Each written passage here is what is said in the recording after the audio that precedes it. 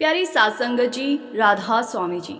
संगत जी, आज लखनऊ की संगत को बाबा जी और हजूर जी ने एक साथ ओपनकार दर्शन देकर निहाल कर दिया जी। और आज बाबा जी ने खुद लखनऊ में संगत के सवालों के जवाब दिए जी। इस दौरान हजूर जी बाबा जी के साथ स्टेज पर विराजमान रहे।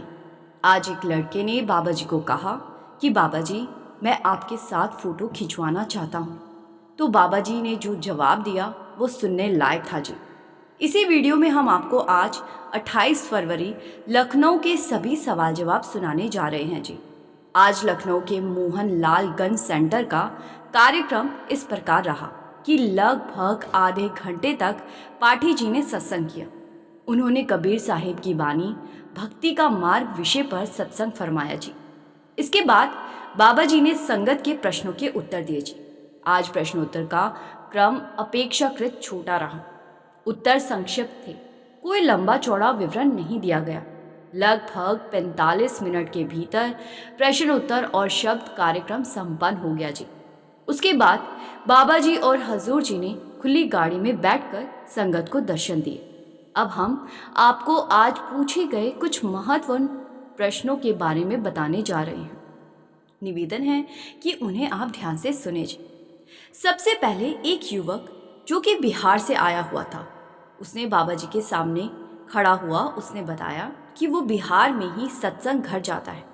उस युवक ने कहा कि बाबा जी, जब मैं सत्संग घर जाता हूँ तो कुछ लोग मुझे महात्मा, कुछ साधु जैसे शब्दों से संबोधित करते हैं। मुझे ये सब सुनकर अच्छा नहीं लगता। मुझे क्या करना चाहिए? क्या उन्हें कोई उत्तर देना चाहिए? बाबा जी ने बड़े ही सरल और गहरे शब्दों में फरमाया जी। बाबा जी ने फरमाया कि बेटा, दुनिया का काम ही कुछ ना कुछ कहना है और वो कहती ही रहेगी। जब इस संसार ने सच्चे संतों और महात्माओं को भी नहीं छोड़ा तो हमें कहाँ छोड़ने वाले हैं। इसीलिए जो लोग कहते हैं उन्हें कहने दो। हमें अपने मन को स्थिर रखना है। दो लोग अच्छा कहेंगे तो दो लोग बुरा भी कहेंगे। हमारा ध्यान इस पर नहीं होना चाहिए। हमें केवल अपने कर्मों को सही रखना है। अगर हम अपने हिस्से का कार्य ठीक कर रहे हैं तो बाकी दुनिया की बातों को अनदेखा करना सीखना होगा। फिर आगे इसके बाद एक बहन ने बाबा जी से प्रश्न किया। उसने कहा कि बाबा जी, आज दुनिया कहाँ पहुँच चुकी है, लेकिन फिर भी हमारे समाज में जब किसी घर में बेटी का जन्म होता है तो उसे अशुभ माना जाता है। ऐसा क्यों है? उसने ये भी कहा जी कि समाज में लोग बेटी के जन्म को अच्छी दृष्टि से नहीं देखते, बल्कि उसे गलत नजरिए से आंकते। तब सच्चे पातशाह ने बहुत ही शांत और स्पष्ट स्वर में उत्तर दिया जी। बाबा जी ने फरमाया कि बेटा, ऐसी कोई बात नहीं है। समय बदल चुका है। ये सोच पुराने दौर की देन है। पहले के ज़माने में लोगों की मानसिकता सीमित थी, पक्षपात अधिक था, लेकिन अब परिस्थितियां बदल गई। बाबा जी ने आगे फरमाते हुए समझाया कि हम अपने देश को भी भारत माता कहकर सम्मान देते हैं। जब पूरा राष्ट्र माता शब्द से आदर पाता है तो फिर बेटी को अशुभ कैसे माना जा सकता है? आज भारत का स्थान विश्व में बहुत ऊंचा है। इसीलिए जो लोग अभी भी ऐसी सोच रखते हैं उनकी मानसिकता पुरानी है। वर्तमान समय में इस प्रकार का कोई भेदभाव उचित नहीं है। फिर बाबा जी ने उस बहन को और विस्तार से समझाया जी। बाबा जी ने फरमाया, जो लोग भेदभाव करते हैं उन्हें अपने कर्मों का फल भी भुगतना पड़ता है। हमें ऐसी छोटी सोच से ऊपर उठना है। आज के समय में लड़के और लड़कियों में कोई अंतर नहीं रह गया। दोनों समान हैं। दोनों ही परमात्मा की अमूल्य देन है। फिर आगे इसके बाद एक और व्यक्ति ने बाबा जी से प्रश्न किया। उसने अपने स्थान का नाम तो नहीं लिया, लेकिन उसने बाबा जी से कहा कि बाबा जी, हमारे यहाँ सत्संग घर नहीं है। क्या भविष्य में वहाँ सत्संग घर बनाया जाएगा? तो बाबा जी ने बड़े ही प्रेम से उत्तर दिया जी। बाबा जी फरमाते हैं कि बेटा, जहाँ संगत बढ़ती है और आवश्यकता होती है वहाँ सत्संग घर अवश्य बनाया जाता है। हम पहले ये देखते हैं कि कितनी संगत है, कितनी ज़रूरत है, फिर उसी के अनुसार स्थान का प्रबंध किया जाता है। यदि वहाँ मांग होगी और संगत तैयार होगी तो निश्चित रूप से सत्संग घर बनेगा। फिर आगे एक बहन ने बाबा जी से सवाल किया कि बाबा जी, जब हम भक्ति करते हैं और परमात्मा से मिल जाते हैं तो क्या हमारे कर्म कम हो जाते हैं या पूरी तरह समाप्त हो जाते हैं? अब बाबा जी ने फरमाते हुए समझाया जी, कहा कि बेटा हाँ जी, जब सच्ची भक्ति के माध्यम से हमारा मिलाप परमात्मा से हो जाता है तब हमारे कर्मों का खाता समाप्त हो जाता है। कर्म तब समाप्त होते हैं जब आत्मा अपने मूल स्रोत से मिल जाती है। उस मिलन के बाद कोई लेन देन बाकी नहीं रहता, सभी कर्मों का हिसाब चुक जाता है। बाबा जी ने आगे फरमाते हुए कहा कि लेकिन उस मिलन के लिए भक्ति करनी ही पड़ेगी, बिना साधना के ये संभव नहीं। फिर इस बहन ने पूछा कि बाबा जी, यदि हम भक्ति करें तो क्या हम किसी और के कर्म अपने ऊपर ले सकते हैं? क्या हम किसी का भला इस तरह कर सकते हैं? अब बाबा जी ने बड़ी ही स्पष्टता से उत्तर दिया जी। बाबा जी ने फरमाया कि नहीं बेटा, ऐसा नहीं होता। भक्ति के द्वारा हम स्वयं परमात्मा से मिल सकते हैं, लेकिन किसी और के कर्म अपने ऊपर नहीं उठा सकते। फिर बाबा जी ने एक और सरल उदाहरण दिया जी। बाबा जी ने फरमाया, अगर मैं रोटी खाऊं तो क्या तुम्हारी भूख मिट जाएगी? जिस प्रकार मेरी रोटी खाने से केवल मेरी ही भूख शांत होगी, उसी तरह हर व्यक्ति को अपने कर्म स्वयं भुगतने पड़ते। जितने कर्म किए हैं उतना फल भी स्वयं ही भोगना होगा। बाबा जी ने निष्कर्ष में कहा कि जिसे परमात्मा से मिलना है उसे अपनी भक्ति स्वयं करनी होगी। किसी दूसरे की साधना से किसी और का आध्यात्मिक लाभ नहीं होता। हर आत्मा को अपने प्रयास से ही उस परम मिलन तक पहुंचना पड़ता है। फिर आगे एक बहन ने हाथ जोड़कर अपनी परेशानी रखते हुए बाबा जी से सवाल किया। उसने कहा कि बाबा जी, मुझे बहुत गुस्सा आता है। कई बार मैं इतनी अधिक अग्रेसिव हो जाती हूँ कि अपने आप पर काबू ही नहीं रहता। मुझे समझ ही नहीं आता कि मैं क्या करूँ। अब बाबा जी ने मुस्कुराते हुए बहुत ही सहज ढंग से उत्तर दिया जी। बाबा जी फरमाते हैं कि बेटा, गुस्सा करने से आखिर मिलता क्या है? जब तुम्हारी शादी हो जाएगी तब अपने पति पर गुस्सा कर लेना। अब जी ये सुनते ही पूरी संगत हंसी से गूंज उठी थी जी। फिर बाबा जी ने मजाक में ही आगे कहा कि वो बेचारा कहीं दूर बैठा होगा और तुम अभी से उसका हक क्यों मार रही हो, उसकी जान क्यों खा रही हो? अब जैसे ही ये शब्द बोले गए, संगत फिर से हंसने लगी थी जी। इसके बाद फिर से सत्संग घर को लेकर प्रश्न उठाया गया जी। किसी ने बाबा जी से प्रश्न किया कि उनके क्षेत्र में धीरे धीरे संगत बढ़ रही है, लेकिन सत्संग घर पर्याप्त नहीं है। इसीलिए पूछा गया कि क्या वहाँ सत्संग घर बनाया जाएगा? तो बाबा जी ने स्पष्ट कहा कि बेटा, जहाँ आवश्यकता होगी वहाँ सत्संग घर अवश्य बनेंगे। ज़रूरत के अनुसार ही व्यवस्था की जाती। फिर बाबा जी मुस्कुराते हुए कहने लगे कि अगर सत्संग घर ना बने तो जाकर एरिया सेक्रेटरी को पकड़ लेना। ये सुनकर संगत फिर से खिलखिलाकर हंस पड़ी जी। फिर आगे एक और प्रश्न आया जी। किसी ने बाबा जी से प्रश्न किया कि बाबा जी, जब हम भजन सिमरन करते हैं तो मन काबू में नहीं रहता, बहुत कठिनाइयाँ होती हैं। मन को नियंत्रण में रखने के लिए क्या करें? अब बाबा जी ने बहुत ही सहज से समझाया जी। बाबा जी फरमाते हैं कि बेटा, मन एक कोरे कागज की तरह है। हम जो कुछ उस पर लिखते हैं वही आगे हमारे सामने खड़ा हो जाता है। यदि हम अपना ध्यान अपने लक्ष्य की ओर टिकाए रखें और उसी दिशा में बढ़ते रहें तो धीरे धीरे मन भी नियंत्रण में आना शुरू हो जाएगा। इसीलिए ज़रूरी है कि हम भजन सिमरन के द्वारा मन को सही दिशा दें। जो बीज हम बोते हैं वही फल हमें मिलता है। फिर इसके बाद एक बहन ने भावुक होकर कहा कि बाबा जी, मेरी माता जी का 2 वर्ष पहले देहांत हो गया और मेरे पिताजी का 1 वर्ष पहले। क्या ये मेरी किस्मत का दोष है कि मैंने अपने माता पिता को खो दिया?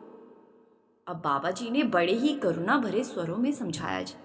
बाबा जी फरमाते हैं कि बेटा, इस संसार में आने और जाने का समय पहले से निश्चित होता है, पहले से तय होता है। जब कोई आत्मा इस सृष्टि में आती है तो अपने साथ अपना निर्धारित समय लेकर आती है। सबको एक दिन अपने असली घर लौटना है। यहाँ हर किसी का समय तय है। बाबा जी ने आगे फरमाया कि नकारात्मक मत सोचो कि अब मैं कैसे रहूंगी। सकारात्मक दृष्टिकोण रखो, हिम्मत बनाए रखो, घबराने की आवश्यकता नहीं है। फिर ये बहन कहने लगी कि बाबा जी, मेरे भाई बहन पढ़ रहे हैं, उन पर अपनी कृपा बनाए रखना। तो बाबा जी ने सिर हिलाकर उसे आश्वस्त किया जी। इसके बाद एक और बहन ने बाबा जी से सवाल किया कि बाबा जी, मेरा भाई जिस काम में है उसकी वजह से हम बहुत कर्ज में डूब गए हैं। समाज में हमारा उठना बैठना भी मुश्किल हो गया है। हमें क्या करना चाहिए? अब बाबा जी ने फरमाते हुए समझाया कि बेटा, ऐसे समय में धैर्य और साहस से काम लेना चाहिए। सोच समझकर कदम उठाओ और हिम्मत मत हारो। बाबा जी ने आगे फरमाते हुए समझाया कि बेटा, मालिक अवश्य दया करेगा, लेकिन हमें भी सोच समझकर कदम उठाने होंगे।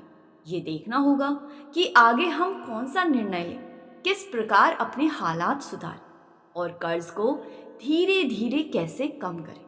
केवल बैठकर चिंता करने से कुछ नहीं बदलेगा। मेहनत करनी होगी, सही रास्ता अपनाना होगा। जब समय अनुकूल होगा, मालिक की कृपा जरूर बरसेगी और वो हमें इन कठिनाइयों से बाहर निकाल देगा। फिर आगे एक बहन ने बाबा जी के सामने खड़ी हुई और उन्होंने उनसे बाबा जी से प्रश्न किया। उसने कहा कि बाबा जी, मैं चाहती हूँ कि मेरी शादी केवल सत्संगी परिवार में ही हो। अगर ऐसा ना हुआ तो मैं शादी ही नहीं करूँगी। अब बाबा जी मुस्कुराए और कहने लगे कि बेटा, शादी तो जीवन का एक हिस्सा है, वो करना ही पड़ेगा। कहीं ना कहीं कोई व्यक्ति तुम्हारा इंतजार कर रहा है, तुम उसका अधिकार क्यों छीनना चाहती हो? अब जैसे ही बाबा जी ने ये कहा, संगत में फिर से हंसी की लहर दौड़ गई जी। फिर बाबा जी ने हल्के फुल्के अंदाज में कहा कि शादी तो वो लड्डू है, जो खाए वो भी पछताए और जो ना खाए वो भी पछताए। ये सुनकर भी संगत खुलकर हंस पड़ी जी। इसके बाद बाबा जी ने गंभीरता से समझाया। बाबा जी ने फरमाया कि बेटा, जोड़ियां ऊपर से बनकर आती है। हमारे कर्मों में जहाँ जो संयोग लिखा है वही विवाह होता है। जिस स्थान और जिस परिस्थिति में मिलन तय है वहीं वो होकर रहता है। फिर आगे किसी ने बाबा जी से प्रश्न किया कि बाबा जी, हमारे ऊपर कर्मों का बहुत बोझ है, इनसे छुटकारा कैसे मिले? अब बाबा जी ने स्पष्ट रूप से कहा कि बेटा, कर्मों से मुक्त होने का एक ही मार्ग है और वो है भजन सिमरन।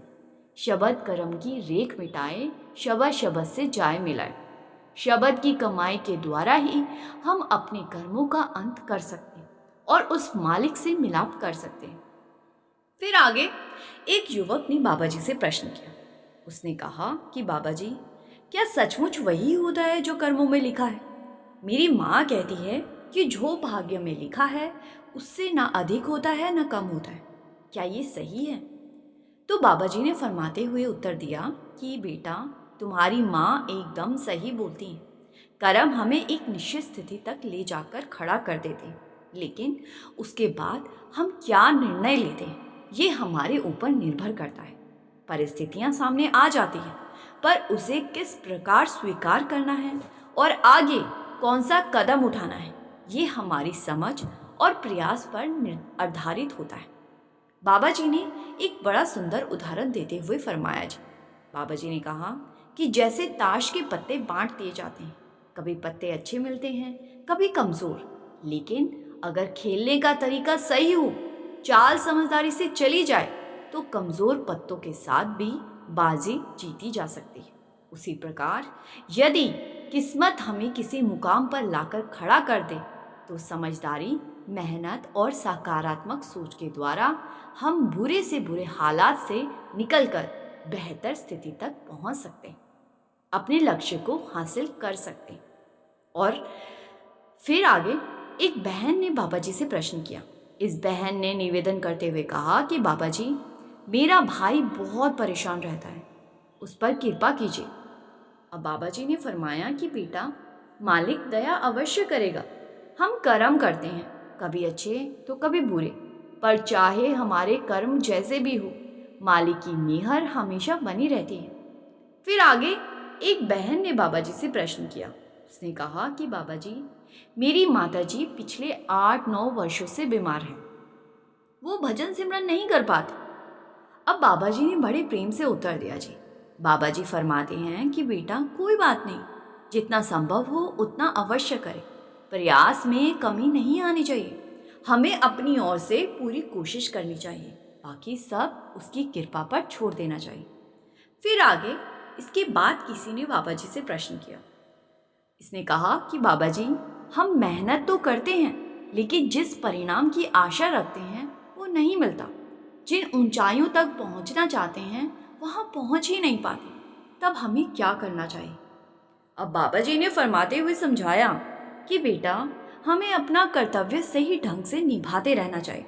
जब समय आएगा, जो हमारी किस्मत में लिखा है वो अवश्य मिल जाएगा। मेहनत में कभी कमी नहीं आने देनी चाहिए। परिणाम अपने समय पर ही मिलता है। फिर आगे किसी ने बाबा जी से प्रश्न किया। उसने कहा कि बाबा जी, जब हम किसी के साथ अच्छा व्यवहार करते हैं और सामने वाला हमारे साथ बुरा करता है, तो हमें क्या करना चाहिए? अब बाबा जी ने फरमाते हुए समझाया कि बेटा, अगर सामने वाला गलत कर रहा है और हम भी वैसा ही करने लगे, तो फिर हम भी गलत हो जाएंगे ना। हमें अपनी तरफ से सही रहना है और सबका भला करना है।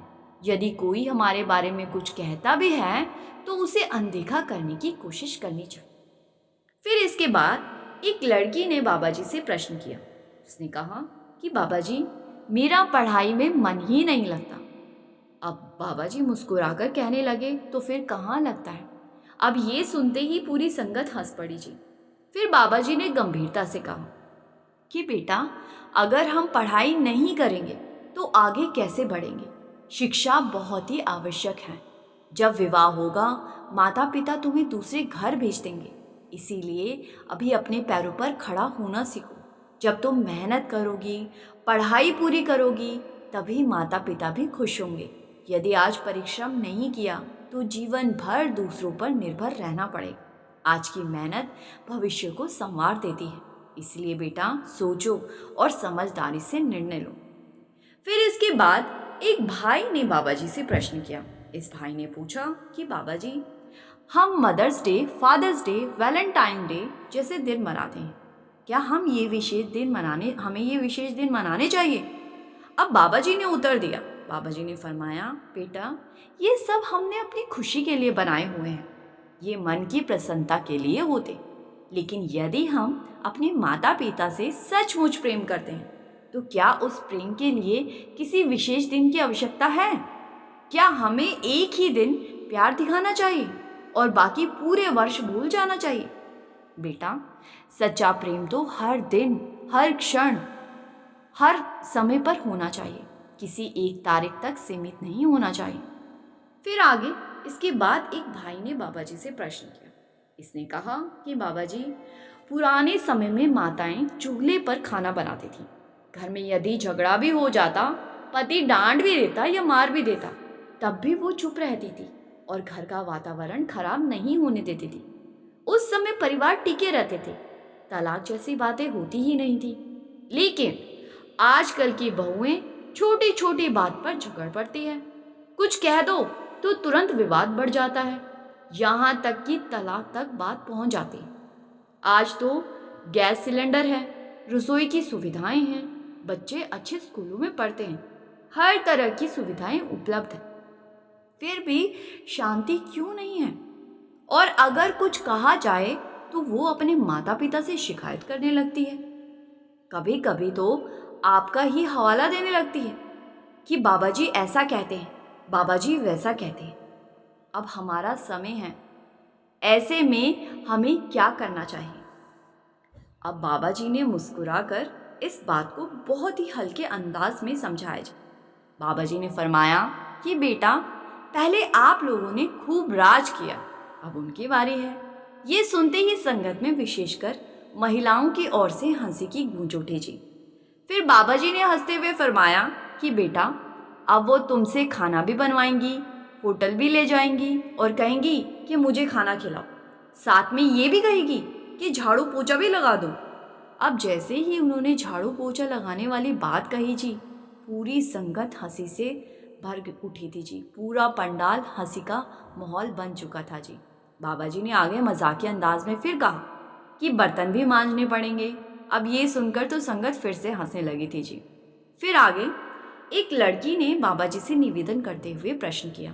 इस लड़की ने कहा कि बाबा जी, मेरी बहन बहुत भक्ति करती है, वो काफ़ी सिमरन करती है और आज यहाँ भी आई हुई है, उस पर अपनी कृपा बनाए रखिए। अब बाबा जी ने सिर हिलाकर कहा ठीक है। फिर किसी ने आगे बाबा जी से प्रश्न किया कि बाबा जी, प्रश्न पूछने का केवल एक ही अवसर क्यों मिलता है, दोबारा मौका क्यों नहीं दिया जाता? अब बाबा जी ने फरमाते हुए समझाया कि बेटा, संगत बहुत अधिक होती है। हम चाहते हैं कि हर किसी को कम से कम एक अवसर तो अवश्य मिले।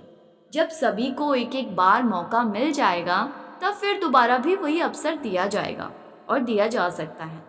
फिर आगे एक लड़का बाबा जी से कहने लगा कि बाबा जी, आप सोशल मीडिया पर बहुत लोगों के साथ तस्वीरें खिंचवाते हो। मेरा भी मन है कि मैं आपके साथ एक फ़ोटो खिंचवा लूँ। कृपया हमारे साथ भी एक तस्वीर खिंचवा लीजिए। अब बाबा जी मुस्कुराए और कहने लगे कि बेटा, मैंने तो अब सोशल मीडिया पर फ़ोटो खिंचवाना बंद कर दिया है।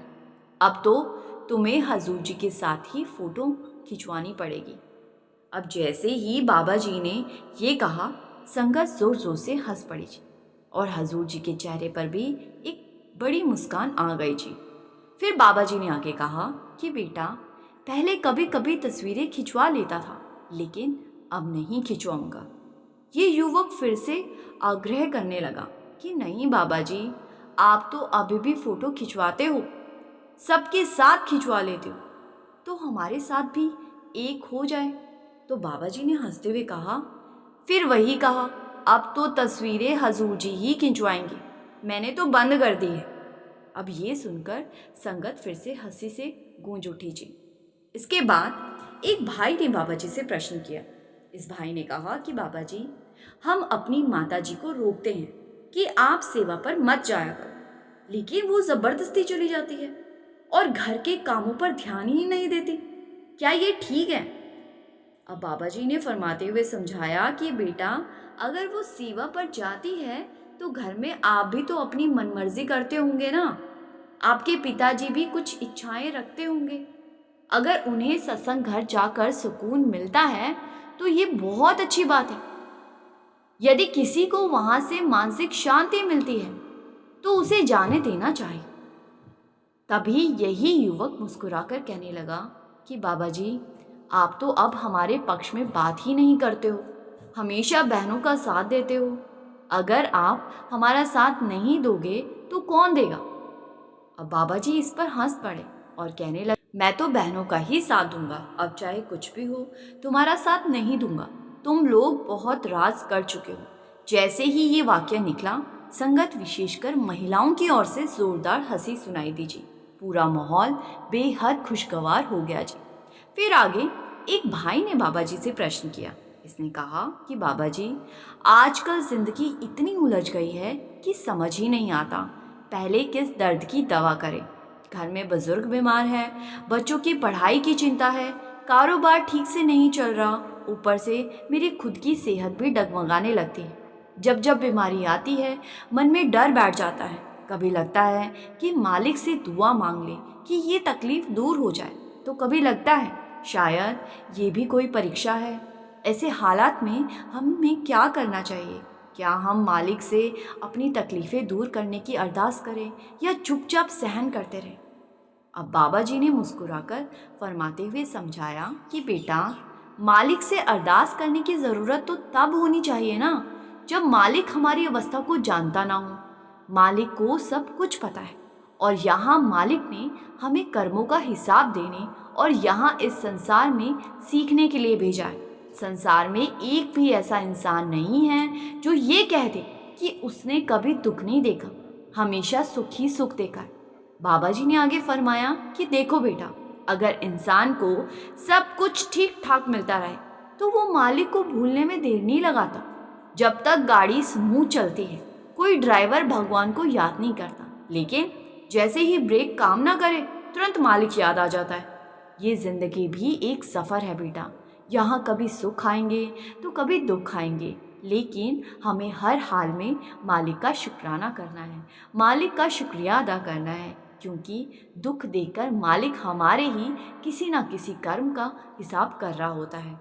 अरदास में तकलीफ़ दूर कर दे से ज़्यादा असरदार है कि हम ये कहें कि हे मालिक, जो तेरी मौज है वो मुझे मंजूर है। फिर आगे एक बहन ने बाबा जी से सवाल किया। इस बहन ने कहा कि बाबा जी, हम रोज़ निश्चय करते हैं कि आज से नियम से भजन सिमरन करेंगे, सुबह अलार्म भी लगाते हैं, पर जब अलार्म बजता है तो मन कहता है आज बहुत थकान है, कल से पक्का करेंगे। फिर पूरा दिन निकल जाता है और रात को पछतावा होता है कि आज भी समय नहीं दिया। अब बाबा जी हल्के से मुस्कुराए और कहने लगी कि बेटा, मन बड़ा चालाक है, मन नहीं चाहता कि हम भजन सिमरन करें। जिस दिन जीव भजन सिमरन के लिए बैठता है उसी दिन उसे सारे ज़रूरी काम याद आ जाते हैं, और जिस दिन फिल्म देखने का या कहीं घूमने जाने का मन हो तब थकान भी भाग जाती है। समस्या समय की नहीं है, प्राथमिकता की है। दिन में 24 घंटे होते हैं जो मालिक ने सबको दिए, जिससे कि हम अपनी दुनियावी जिम्मेदारियों के साथ साथ भजन सिमरन की जिम्मेदारी भी निभा सकें। बेटा, अगर हम मालिक को सबसे आखिर में रखेंगे तो इसमें हमारी ही गलती। हम मोबाइल चार्ज करना कभी नहीं भूलते, क्योंकि हम जानते हैं कि बिना चार्ज किए मोबाइल बस एक खिलौना है, पर आत्मा की बैटरी चार्ज करना भूल जाते हैं। भजन सिमरन में कोई बोझ नहीं है, ये तो वो सहारा है जो दिन भर की थकान को दूर कर देता है, दिन भर की थकान उतार देता है। शरीर थक सकता है पर नाम से जुड़ने पर मन हल्का हो जाता है। फिर आगे एक लड़के ने बाबा जी से सवाल किया। इस लड़के ने बाबा जी से सवाल पूछा कि मैं एक बिजनेसमैन हूँ। शुरुआत में बहुत ईमानदारी से काम किया, पर धीरे धीरे देखा कि दुनिया चालाकी से आगे बढ़ रही है। अगर थोड़ा झूठ ना बोले तो ऑर्डर हाथ से निकल जाता है। मन कहता है कि सब करते तो मुझे भी थोड़ा बहुत कर लेना चाहिए, मुझे भी थोड़ा बहुत झूठ बोल देना चाहिए। फिर अंदर से आवाज़ आती है कि मैं ये ठीक नहीं कर रहा। बाबा जी ने फरमाते हुए समझाया कि बेटा, झूठ के दिन थोड़े होते हैं और सच हमेशा टिका रहता है। ईमानदारी कभी तुरंत फल नहीं देती, पर उसका ब्याज बहुत गहरा होता है। झूठ और चालाकी से मिली कमाई दिखती बड़ी है, पर मन को चैन नहीं देती।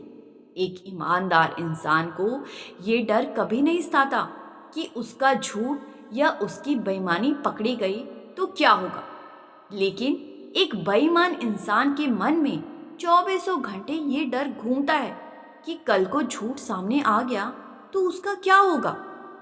बाबा जी ने आगे फरमाया, बाबा जी ने सलाह दी कि असली सफलता मन की शांति में है। भले ही पैसे कम कमा पाएं, लेकिन अगर रात को बिना किसी फिक्र के नींद आ रही है तो वो इंसान सबसे सफल इंसान है। संगत जी, आज लखनऊ में सचमुच बहुत ही आनंदमय वातावरण था जी। प्रश्न उत्तर का क्रम समाप्त होने के बाद बाबा जी ने ओपनकार में दर्शन दिए जी। पूरा पंडाल संगत से खचाखच भरा हुआ था जी। इसके बाद प्रसादी भी विस्तृत की गई जी। कल प्रातः लखनऊ में हजूर जी या बाबा जी सत्संग फरमाएंगे जी। संगत जी, हम पूरी कोशिश करेंगे कि आपके साथ कल के सत्संग को शेयर ज़रूर कर सके जी। संगत जी, आपसे मेरी हाथ जोड़कर बेनती है कि कमेंट में एक प्यार भरा राधा स्वामी ज़रूर लिखे जी, और संगत के अपने इस चैनल रूहानी सफ़र को सब्सक्राइब कर इस चैनल का एक हिस्सा ज़रूर बनिए जी। गुरु प्यारी साथ संगत जी, राधा स्वामी जी।